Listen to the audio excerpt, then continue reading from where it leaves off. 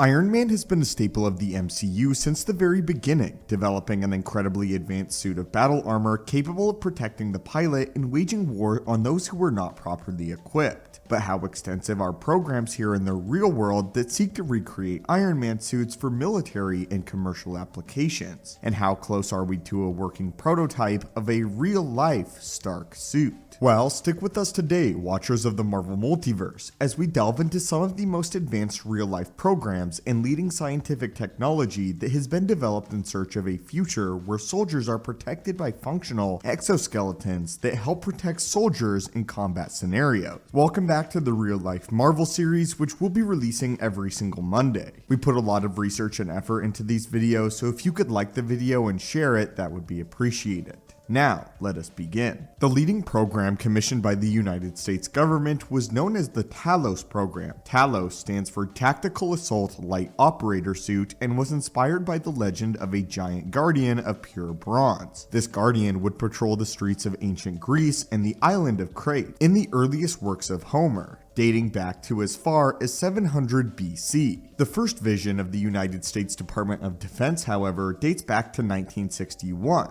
2 years before Iron Man's first comic book debut. The DoD commissioned private contractors and robotics companies to engineer a prototype for what they were calling a servo soldier, a soldier that was described as, quote, a human tank equipped with a powered steering and powered brakes. The servo soldier will wear a special suit which will have its own engine, enabling him to run quicker, stop faster, and lift bigger loads than ordinary mortals. While these electronic cocoons of armor began the research and development phase, strides were also being made at the same time in fields of exoskeleton enhancements. The Office of Naval Research, also in 1961, granted and funded a project proposed by Cornell robotics engineer Neil Mizon to develop what he called a man amplifier, which was a powerful exoskeleton that could enable soldiers to lift up to 1,000 pounds and used what were known as bilateral feedback force to enhance a subject's physical capabilities. These prototype man amplifiers later evolved into what became known as Hardy-Man suits, which were powerful exoskeletons akin to the ones worn in Alien, and were not so much bred for combat but for lifting and maneuvering heavy loads that no mere mortal were able to lift on their own. One of the first prototypes to delve into the realm of combat capabilities was the Pitman Suit, and though the development of the Pitman Suit never reached true fruition, the concept and designs were proposed by Jeff Moore of the Los Alamos National Laboratory's Advanced Weapons Technology Group, and was among the first specimens designed specifically with the purposes of combat and soldier protection in mind.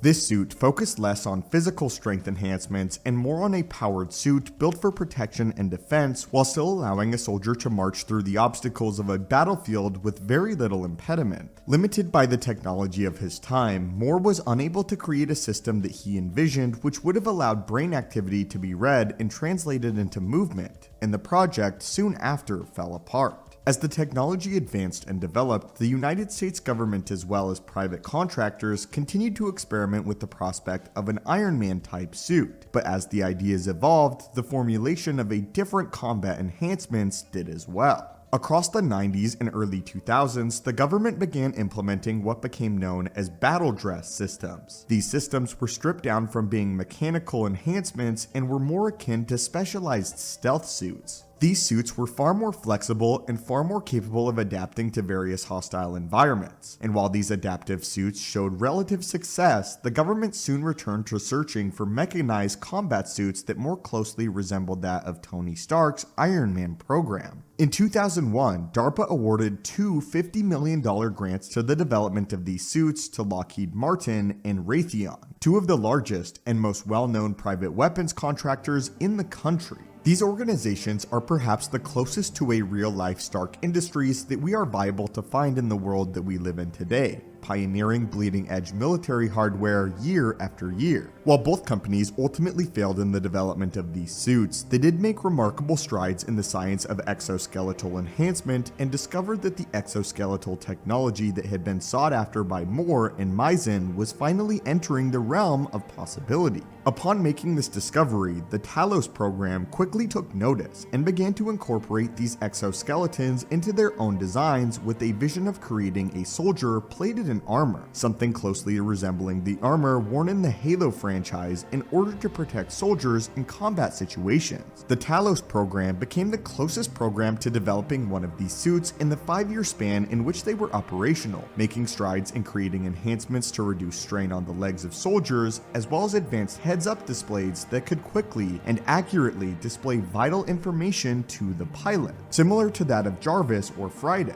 Unfortunately, the rate of progress was not favorable to the funds behind the program, and the plug was soon pulled on the prospect, leaving the advancements without the culmination that the leading engineers had foreseen. As the program fell apart, however, the strides that the top researchers made in advancing body armor, helmet assembly, power, and communications and other features continued to be refined and distributed to active military personnel today. Beyond the military, many avid private fans who are also gifted engineers have taken their own steps towards creating an Iron Man suit, with perhaps the most iconic being Adam Savage from the acclaimed television show Mythbusters. Adam partnered with a company known as Gravity to use their advanced hover technology and effectively acted as a functional jetpack to create a prototype Iron Man suit in which he was actually able to fly. The company Gravity designs what are known as 1,000 horsepower jet suits, which are incredibly advanced engines that are compact enough to fit an exoskeletal suit, which allows the wearer to harness the power necessary to lift themselves off of the ground,